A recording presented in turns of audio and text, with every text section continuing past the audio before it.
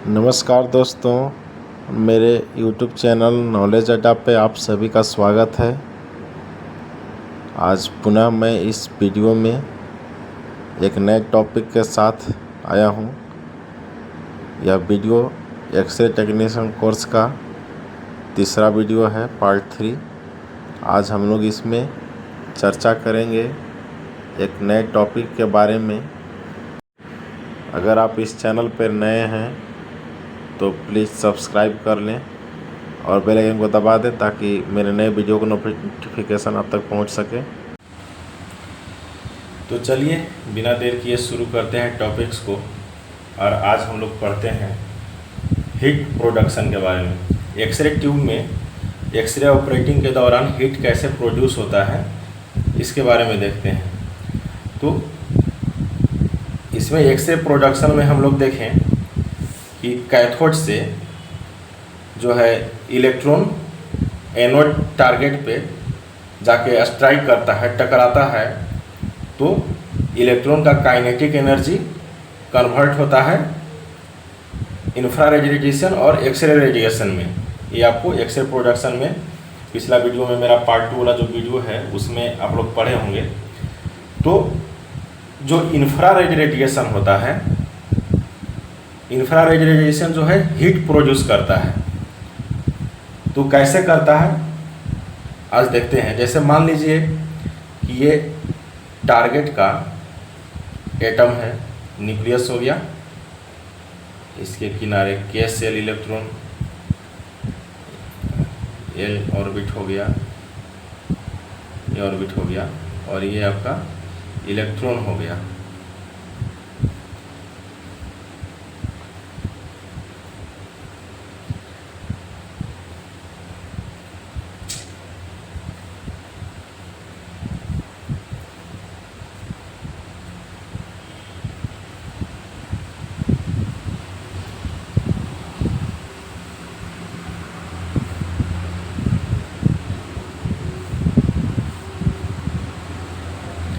तो उसमें हम लोग क्या पढ़े थे कि जब यहाँ से मान लीजिए ये अगर बीम पड़ता है, इलेक्ट्रॉन बीम, मान लीजिए इसमें आके टकराता है, इस इलेक्ट्रॉन में,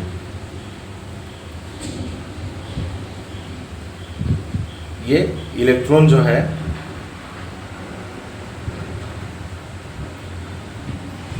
ये इलेक्ट्रॉन मान लीजिए यहाँ से हिट करता है।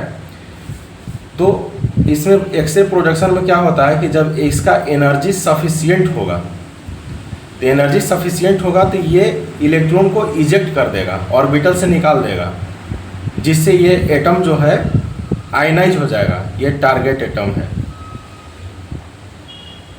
ठीक है। तो ये एटम आयनाइज हो जाएगा और लेकिन अगर ये सफिशिएंट एनर्जी नहीं होता है, मतलब अनसफिशिएंट एनर्जी है,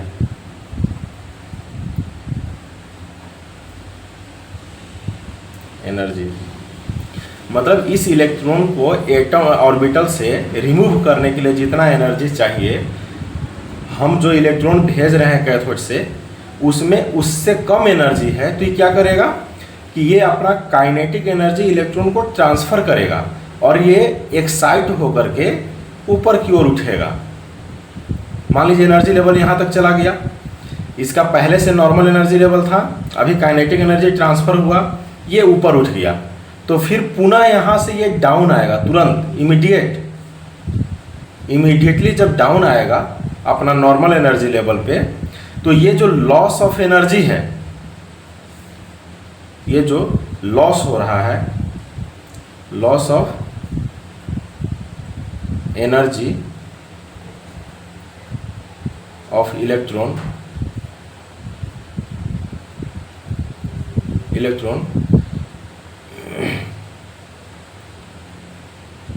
converted into infrared radiation। ये इंफ्रारेड रेडिएशन में कन्वर्ट होता है, जो क्या है, हीट है, हीट पैदा करता है।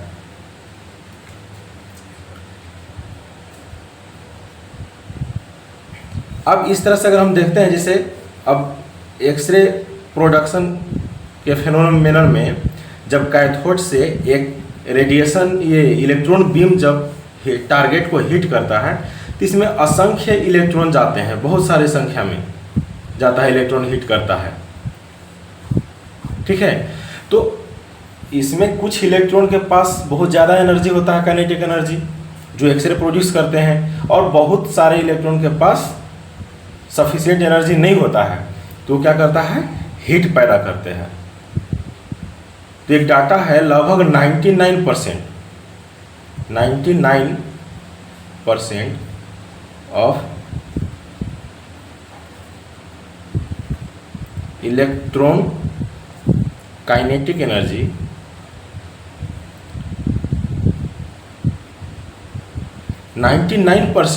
Of electron kinetic energy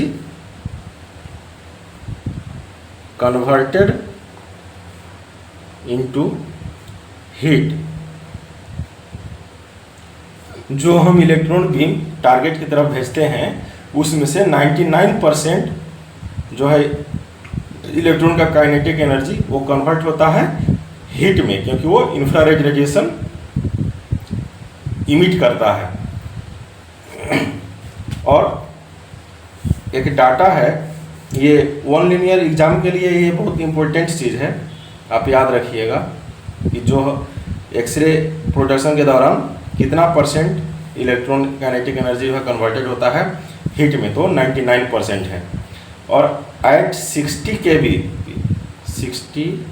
kbp यदि हम 60 kbp में एक्सरे यूनिट को ऑपरेट कर रहे हैं तो लगभग 0.5%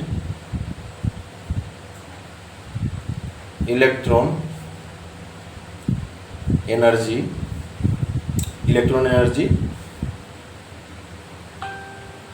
कन्वर्टेड इनटू एक्सरे। और एट 100 kbp, अगर 100 kbp पे मशीन हम ऑपरेट कर रहे हैं तो ऑलमोस्ट 1% ऑफ इलेक्ट्रॉन एनर्जी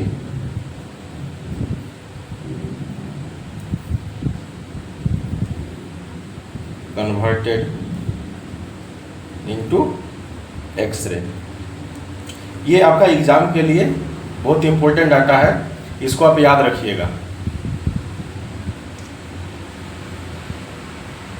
इसको याद रखना है कि 99% जो इलेक्ट्रॉन एनर्जी वो हीट में कन्वर्ट होता है, और at 60 kbp 0.5% electron energy converted होता है एक्सरे में, और at 100 kbp 1% of electron energy converted होता है एक्सरे में। तो आप देख सकते हैं कि हमारा कितना इलेक्ट्रॉन का एनर्जी जो है हीट प्रोड्यूस करता है, मतलब एक्सरे प्रोडक्शन ज़्यादा हीट प्रोडक्शन होता है, इसलिए ट्यूब में टेम्परेचर काफ़ी बढ़ जाता है, जिसके कारण हीट को डिसिपेट करना पड़ता है। आगे हम लोग पढ़ेंगे भी कि हीट को डिसिपेट कैसे किया जाता है। तो ये आपका था हीट प्रोडक्शन।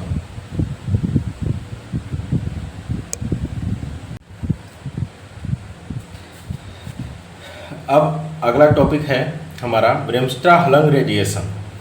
ये कभी कभी पूछ देता है एग्जाम में कि ब्रेमस्ट्रा-हलंग रेडिएशन क्या है।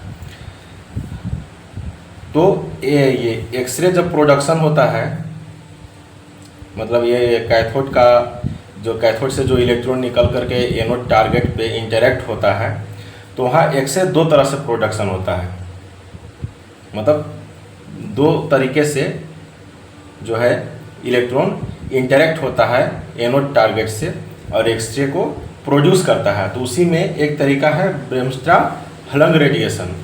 ब्रेमस्ट्रा-हलंग रेडिएशन में क्या होता है कि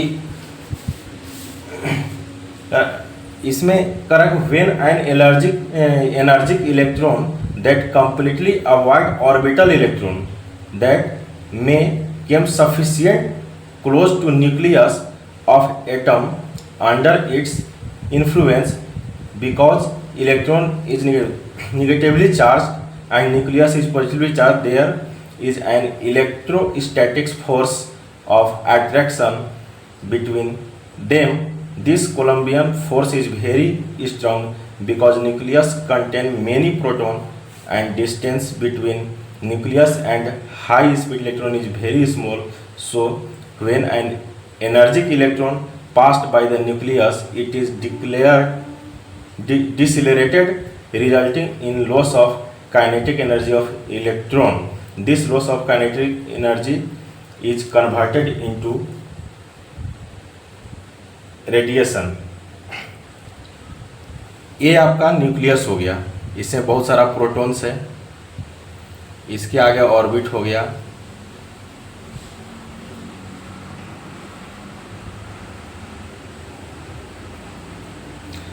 अब इसमें इलेक्ट्रॉन है,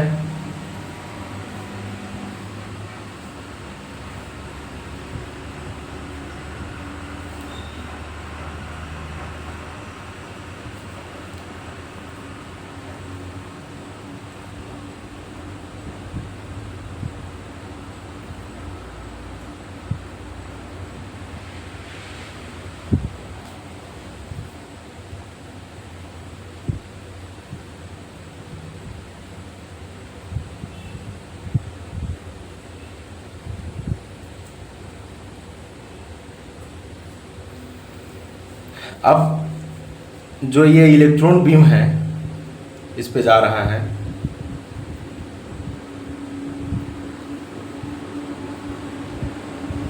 ये इलेक्ट्रॉन ये सारे ऑर्बिटल इलेक्ट्रॉन को अवॉइड कर देता है, मतलब इससे किसी से नहीं टकराता है, क्योंकि ये नेगेटिवली चार्ज होता है और ये पॉजिटिवली चार्ज होता है। ये क्या है? पॉजिटिव चार्ज है।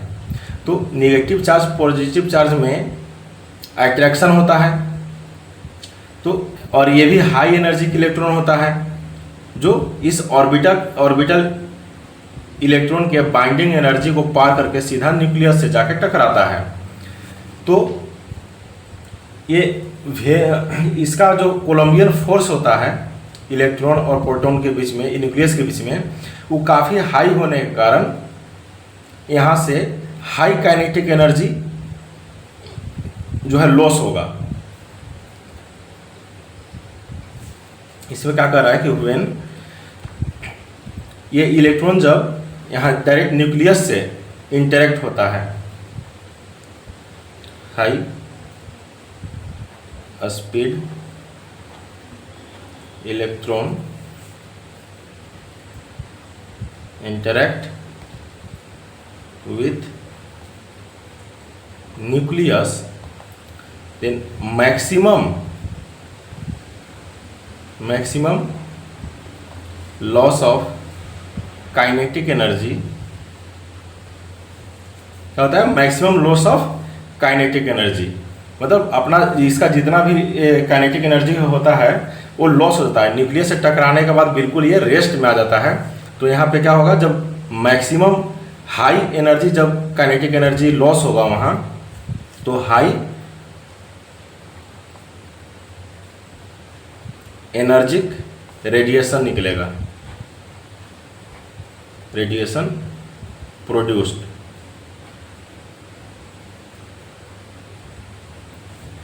जब जितना ज़्यादा एनर्जी लॉस होगा उतना ही ज़्यादा एनर्जिक एक्सरे या रेडिएशन प्रोड्यूस होगा। तो जो इलेक्ट्रॉन जब इधर से जाता है तो ऑर्बिटल इलेक्ट्रॉन को पार करके वो डायरेक्ट न्यूक्लियस से अट्रैक्ट होता है। तो न्यूक्लियस से अट्रैक्शन होने के बाद यहाँ से जो रेडिएशन निकलता है ये हाई एनर्जिक एक्सरे होता है, x ray photon, high energetic X-ray photon निकलता है। तो इसी को हम लोग क्या कहते हैं? ब्रेमस्ट्रा-हलंग एक्सरे। तो इसमें इतना ही याद रखना है कि यदि इलेक्ट्रॉन डायरेक्टली इंटरेक्ट होता है न्यूक्लियस से तो वो उसे ब्रेमस्ट्रा-हलंग रेडिएशन कहते हैं। अब इसमें कुछ इलेक्ट्रॉन हो सकता है कि बगल से भी जिससे निकल जाए, जैसे यहाँ से इलेक्ट्रॉन गया और यहाँ से ही ऐसे मुड़ गया, ठीक है। तो यहाँ मतलब न्यूक्लियस से थोड़ा नज़दीक है लेकिन न्यूक्लियस से इंटरेक्ट नहीं हुआ, तो इसका जो है low energy kinetic energy loss होगा। तो लो काइनेटिक एनर्जी जब लॉस होगा तो इससे लो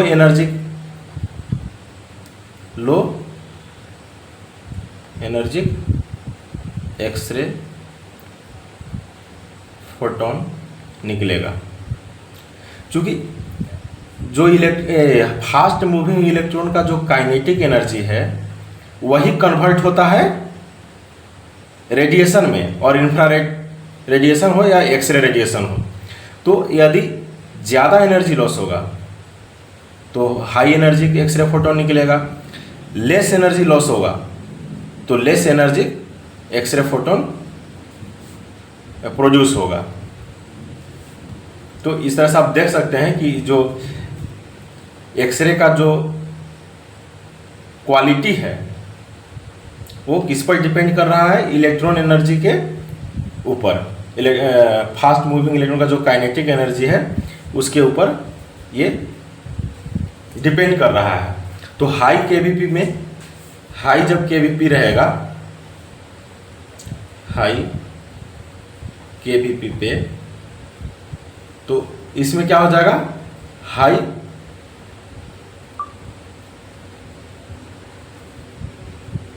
एनर्जिक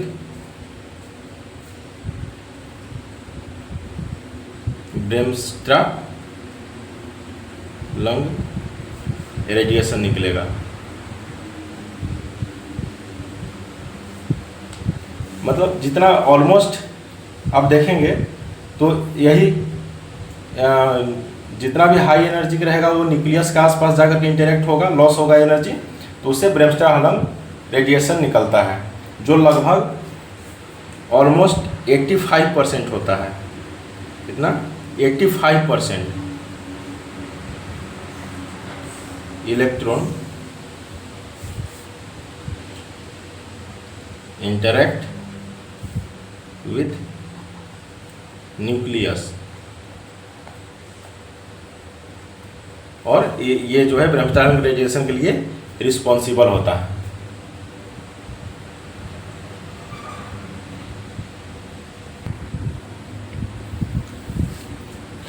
अब नेक्स्ट टॉपिक है हमारा कैरेक्टरिस्टिक रेडिएशन। ये कैरेक्टरिस्टिक रेडिएशन क्या होता है? When the energy of electron interact with on target exceed the binding energy of inner shell electron of nucleus, discrete energy spikes are superimposed on bremsstrahlung radiation and electron interaction can result in ejection of inner cell electron from its orbit, leaving an ionized atom with unfilled inner cell. When this happens, an electron from outer cell will fill the vacancy, and with this transition characteristic X-rays are produced. इसमें क्या कह रहा है कि जैसे एक target atom हो गया, मान लीजिए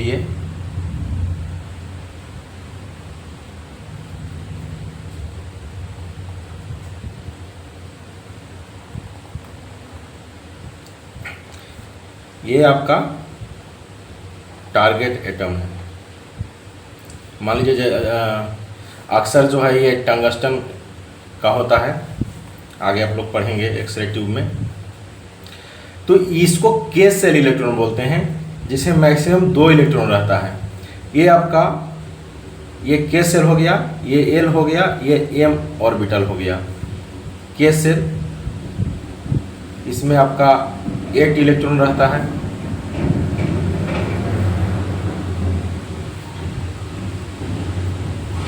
इसमें आपका 18 इलेक्ट्रॉन रहता है।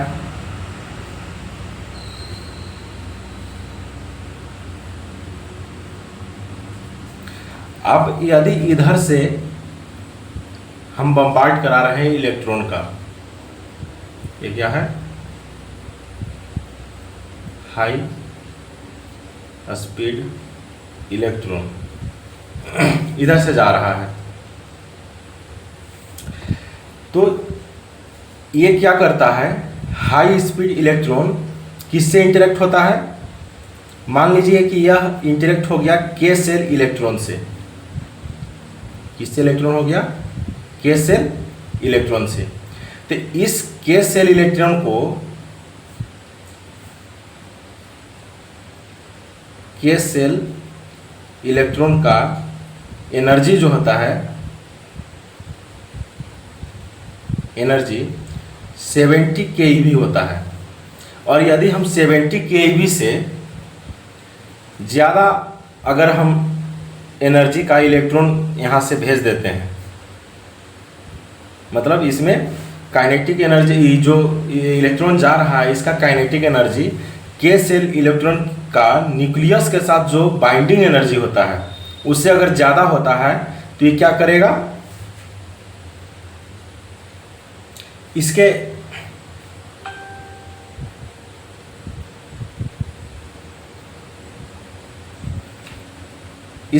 ये इलेक्ट्रॉन को जो है एक्साइट कर देगा, मतलब बाहर निकाल देगा। यहाँ पे इलेक्ट्रॉन आ गया, के सेल इलेक्ट्रॉन जो है यहाँ पे आ गया, तो ये एटम जो है आयनाइज हो गया। अब यहाँ पे के सेल में 2 इलेक्ट्रॉन रह सकता है, ये आप लोग 12 में पढ़े होंगे पहले। अगर एक रहेगा तो कहीं से 2 आएगा उसमें। तो ये क्या होता है कि आउटर सेल का जो इलेक्ट्रॉन है, ये इलेक्ट्रॉन यहाँ खाली जगह भरने के लिए दौड़ेगा। तो न्यूक्लियस के साथ इस इलेक्ट्रॉन का जो बाइंडिंग एनर्जी है, उससे इस इलेक्ट्रॉन का बाइंडिंग एनर्जी जो है वो कम होगा। तो यहाँ से जो इलेक्ट्रॉन ये दौड़ेगा इस वैकेंट जगह को भरने के लिए, तो ये इलेक्ट्रॉन लॉस होगा। एनर्जी यहाँ पे इसका एनर्जी जो है ज़्यादा रहेगा। के सेल इलेक्ट्रॉन से एल सेल ऑर्बिट इलेक्ट्रॉन का एनर्जी जो है ज़्यादा होता है। तो इससे अगर यहाँ आ रहा है तो मतलब ये अपना एनर्जी लॉस कर रहा है। तो ये लॉस ऑफ एनर्जी जो है किस में कन्वर्ट होगा? आपका एक्सरे में, जिसको हम कैरेक्टरिस्टिक एक्सरे कहते हैं। के सेल इलेक्ट्रॉन एनर्जी 70 keV होता है। अब यदि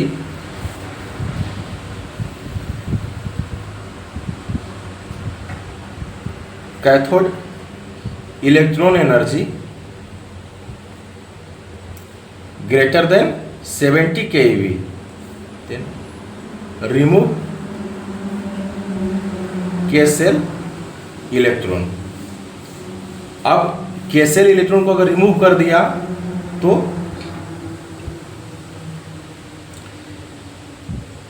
फ्रॉम एल ऑर्बिट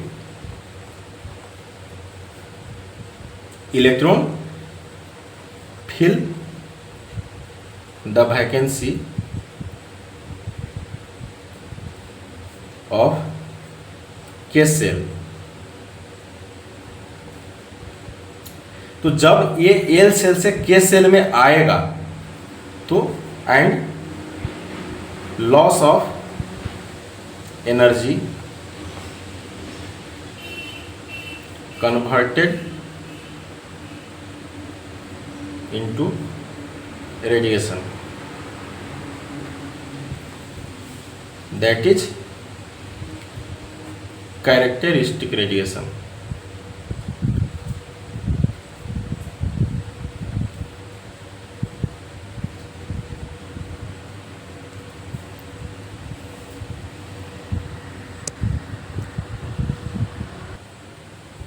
अब इस तरह से एल सेल इलेक्ट्रॉन को के सेल इलेक्ट्रॉन में जाने से जो लॉस ऑफ काइनेटिक एनर्जी होता है वो कन्वर्ट होता है रेडिएशन में, तो उसको कैरेक्टरिस्टिक रेडिएशन बोलते हैं। इस तरह से जो रेडिएशन जो निकलता है उसका एनर्जी जो है,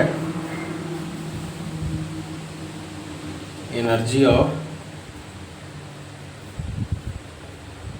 एल सेल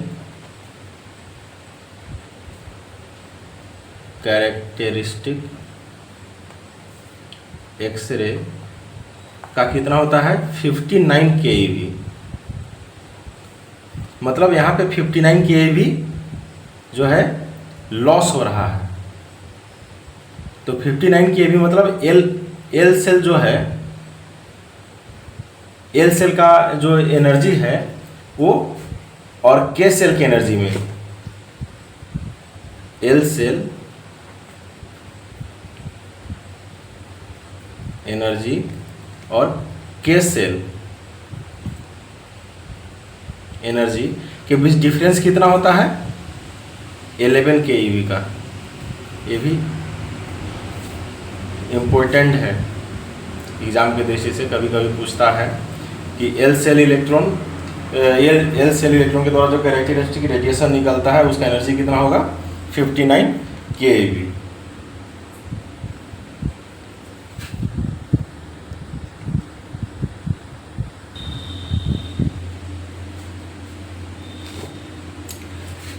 अब इसमें यह भी हो सकता है कि जैसे हमारा इलेक्ट्रॉन जो है के सेल इलेक्ट्रॉन से टकरा रहा है, अगर हो सकता है कोई एल सेल इलेक्ट्रॉन से टकरा जाए, तो एल सेल इलेक्ट्रॉन से टकराएगा तो ये भी इलेक्ट्रॉन बाहर निकल जाएगा, इजेक्ट हो जाएगा। तो ये जब बाहर निकलेगा तो ये इससे इसके ऊपर वाला जो एम सेल ऑर्बिट है, एम ऑर्बिट की इलेक्ट्रॉन जो है यहाँ इसके वैकेंसी को भरने के लिए दौड़ेगा। अब इसका जो एनर्जी लॉस होगा उससे जो निकलेगा, इससे जो एनर्जी लॉस से जो एक्सरे निकलेगा इसका लो एनर्जी का होगा। क्या होगा? Low energy.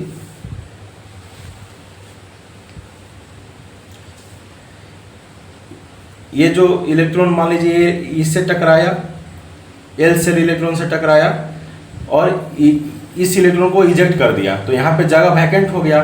तो ये एम सेल ऑर्बिट से इलेक्ट्रॉन दौड़ेगा यहाँ वैकेंसी को भरने के लिए। तो इसका जो एनर्जी लॉस होगा उससे जो एक्सरे निकलेगा रेडिएशन वो लो एनर्जी का होगा, क्योंकि जितना ये न्यूक्लियस से ऑर्बिट दूर होते जाएगा उतना ही एक्सरे का जो प्रोडक्शन होगा उसका एनर्जी लो होता जाएगा।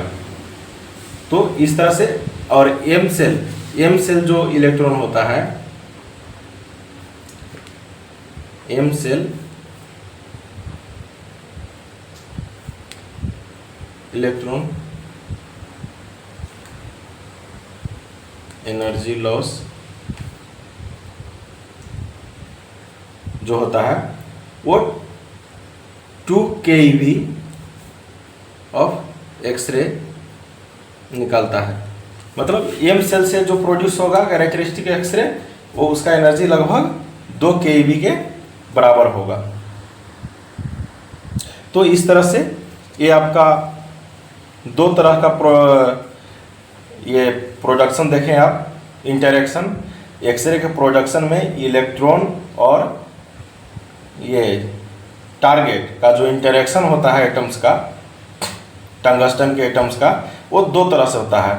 एक इलेक्ट्रॉन जो न्यूक्लियस से जाकर के सीधा टकराता है या न्यूक्लियस के साथ इंटरेक्ट होकर के रेडिएशन निकालता है, जिसको ब्रेमस्ट्रा-हलंग एक्सरे बोला जाता है।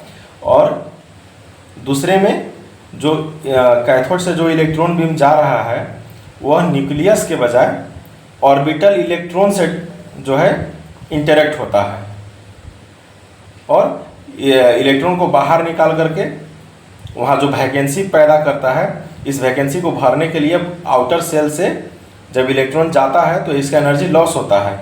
ये एनर्जी लॉस जो है कैरेक्टरिस्टिक एक्सरे में कन्वर्ट होता है। तो ये दो तरह से इंटरेक्शन होता है और रेडिएशन निकलता है एक्सरे का।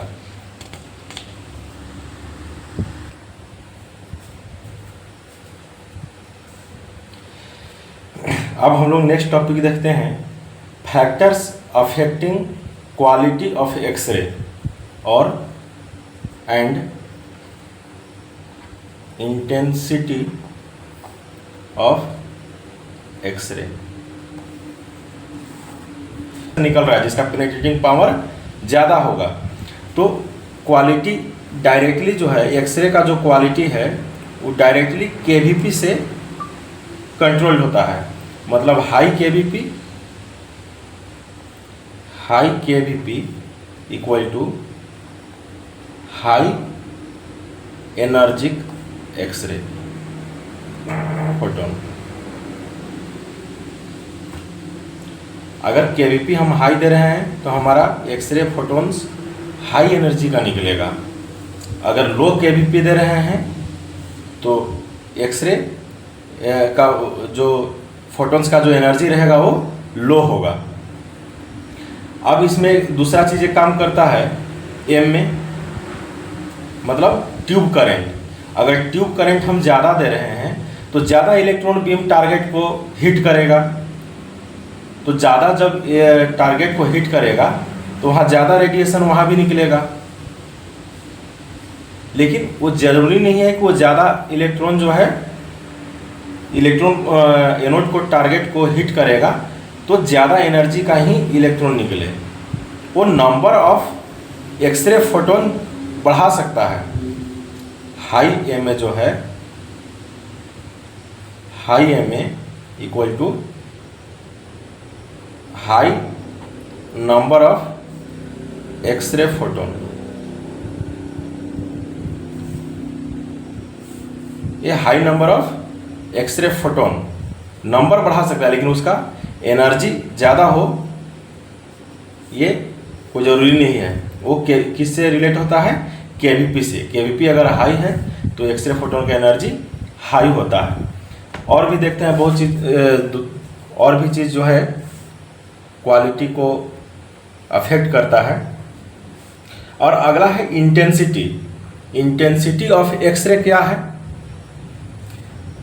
तो intensity of X-ray defined as the number of photon multiplied by energy of each photon. जैसे अगर इंटेंसिटी की हम बात करते हैं of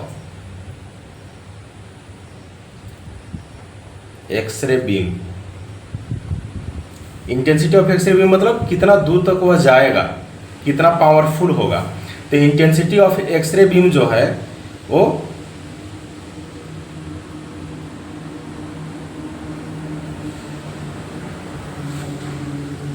number of x ray photon into energy of each photon. जब हम एक्सरे फोटोन के नंबर को उसके एक एनर्जी फोटोन के एनर्जी से, नंबर ऑफ एक्सरे फोटोन को एक एक्सरे फोटोन की एनर्जी से मल्टीप्लाई कर देते हैं तो हमारा इंटेंसिटी ऑफ एक्सरे बीम कहलाता है। और इंटेंसिटी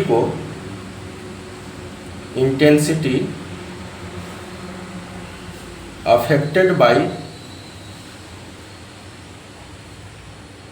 क्या क्या से एक्सरे बीम का जो है अफेक्ट होता है? KVP, MA, target material,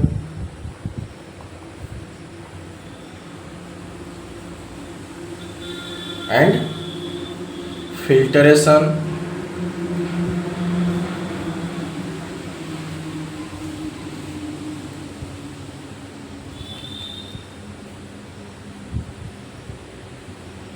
distance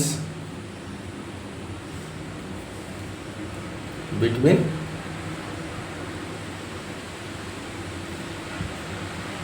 target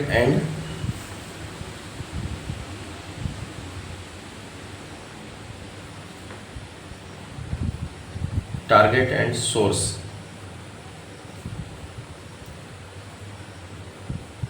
ये भी हमारे एक्सरे को अफेक्ट करता है। तो सबसे पहले हम देखते हैं टारगेट मटेरियल। टारगेट मटेरियल मतलब टारगेट क्या है? एनोड है। एनोड का जो मटेरियल है वो भी फैक्टर एक्सरे बीम को अफेक्ट करता है। वो कैसे करता है? हम लोग एक्सरे में जो टारगेट मटेरियल यूज करते हैं वो क्या चीज़ का होता है? टंगस्टन का। क्या चीज़ का करते हैं? टंगस्टन का। अब ये टंगस्टन जो है इसका जो एटॉमिक नंबर होता है वो कितना होता है? 74।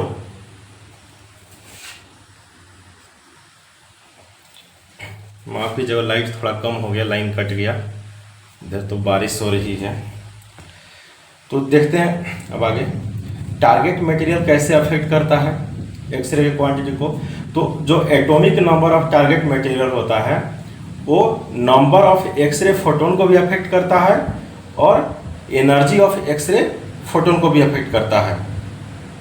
High atomic number, high atomic number target matter equal to higher X-ray photon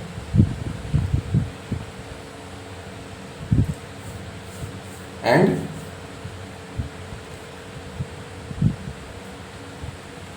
higher energy of X-ray. ये कैसे अफेक्ट करता है? यदि हम हाई एटॉमिक नंबर का मटेरियल अगर यूज करते हैं, एटॉमिक नंबर को अगर हम इंक्रीज कर देते हैं टारगेट मटेरियल के, तो हमारा एक्सरे फोटोन का जो है नंबर भी इंक्रीज हो जाएगा और ईच एक्सरे फोटोन का जो एनर्जी लेवल होता है वो भी हमारा इंक्रीज हो जाएगा। तो इस तरह से ये टारगेट मटेरियल अफेक्ट करता है। अब आप हम लोग जानते हैं, अब जैसे अगर एटॉमिक नंबर अगर हम लो कर देंगे, लो एटॉमिक नंबर अगर कर देंगे तो हमारा एक्सरे फोटोन का नंबर भी लो हो जाएगा और ईच फोटोन का जो एनर्जी आएगा एक्सरे का, प्रत्येक एक्सरे फोटोन का, वो भी लो हो जाएगा। तो हम लोग टारगेट मटेरियल में जो है टंगस्टन का यूज करते हैं जिसका एटॉमिक नंबर 74 होता है। जनरल रेडिएशन मेडिकल में जो यूज होता है वो टंगस्टन का यूज होता है। तो टंगस्टन में इसका एटॉमिक नंबर हाई है, 74 है, तो इसमें हाई ब्रेमस्ट्रा-हलग एक्स रेडिएशन निकलेगा। मतलब ज़्यादातर इलेक्ट्रॉन जो है वो ये टारगेट एटम के न्यूक्लियस से इंटरेक्ट होगा और न्यूक्लियस से जो इंटरेक्ट होता है तो जानते हैं कि ब्रेमस्ट्रा-हलग हाई एनर्जी एक्सरे रेडिएशन निकलता है। और कहीं कहीं किसी पर्पस के लिए इससे लो एटॉमिक नंबर वाले भी टारगेट यूज होता है, जैसे कि आप मेमोग्राफी में ले सकते हैं। अब देखिए, तो मेमोग्राफी में ये देखिए ये मोलिब्डेनम जिसका एटॉमिक नंबर 42 होता है और रोडियम जिसका एटॉमिक नंबर 43 होता है, ये दोनों मटेरियल का यूज हम मेमोग्राफी में करते हैं।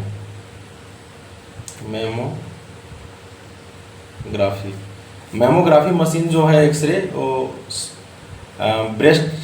ब्रेस्ट का एक्सरे के लिए जो है मेमोग्राफी यूज होता है।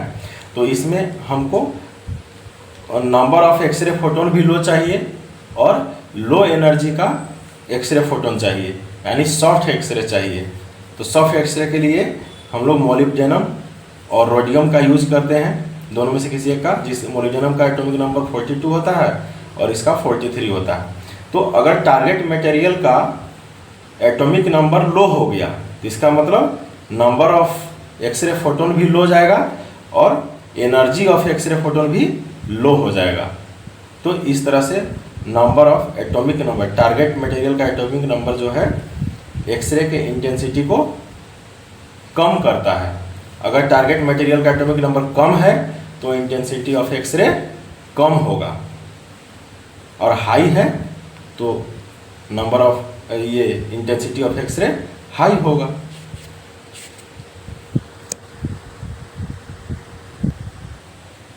अब नेक्स्ट हम लोग देखते हैं इफेक्ट ऑफ केवीपी का क्या इफेक्ट पड़ता है। तो आपको पहले भी बताएं कि केवीपी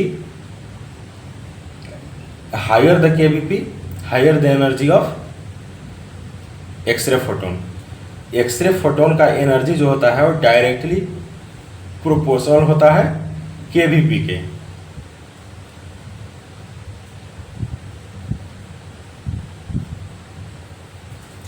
मतलब higher kVp means higher energy of X-ray emitted. हम लोग केवीपी बढ़ाएंगे तो एक्सरे का जो एनर्जी लेवल है वो ज़्यादा होगा, मतलब हाई क्वालिटी का एक्सरे निकलेगा, इसका पेनिट्रेटिंग पावर ज़्यादा होगा। इसीलिए आप कभी कभी देखते होंगे कि जैसे अगर मान लीजिए हमको हाथ का ये हैंड का एक्सरे करना है और हैंड का एक्सरे करने के लिए हमको केवी मान लीजिए 55 केवी पे हमको करना है एक्सरे, और वहाँ पे हम अगर 70 केवी का एक्सरे अगर हम दे देंगे 70 केवी सेट करके, तो इमेज क्या होता है, पूरा काला आ जाता है।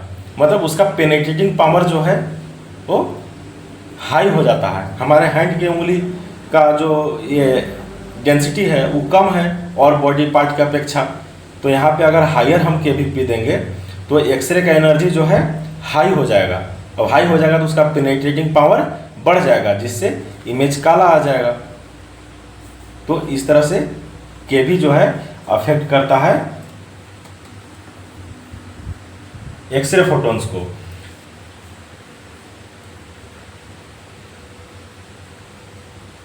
और in addition higher kV technique will also increase the quantity of X-ray produced. The amount of radiation produced increase as the square of kilovoltage. In general, 15% of the kV is equivalent to doubling the MAS. ये क्या कर रहा है कि आप ये number of x ray photon को ही बढ़ाता है। आप MA को डबल कर दीजिए और केवीपी को 15% बढ़ा दीजिए, तो नंबर ऑफ एक्सरे जो इंक्रीज होगा वो दोनों में बराबर होगा। एमए को अगर डबल करने से जितना नंबर ऑफ एक्सरे आएगा, केवीपी को उसी एमए पे केवीपी को अगर 15% बढ़ा देंगे तो number of x ray photon same आएगा। तो इस तरह से केवीपी जो है वो न एक्सरे के फोटोन एनर्जी को भी बढ़ाता है, इंक्रीज करता है, और ये आपका नंबर ऑफ फोटोन्स को भी इंक्रीज करता है। तो इस तरह से high kVp equal to high intensity of X-ray. KVp अगर हाई रहेगा तो एक्सरे का इंटेंसिटी हाई हो जाएगा। ये चीज़ एग्जाम में पूछता है, what is the effect of KVP, लिख देगा what is the effect of KVP, option दे देगा ये increase the energy of x ray, decrease the energy of x ray, no changing on energy of x ray, या decrease the number of x ray photon. तो इसमें आपको choose करना होगा कि increase the energy of x ray photon. तो इस तरह से एग्जाम में क्वेश्चन पूछता है इससे, ये बहुत इंपॉर्टेंट चीज़ है, इम्पोर्टेंट है, इसलिए आप लोग इसको ध्यान में रखिएगा। तो ये आपका था केवी का प्रभाव। अब देखते हैं अगला, इफेक्ट ऑफ एमए। एमए कैसे अफेक्ट करता है?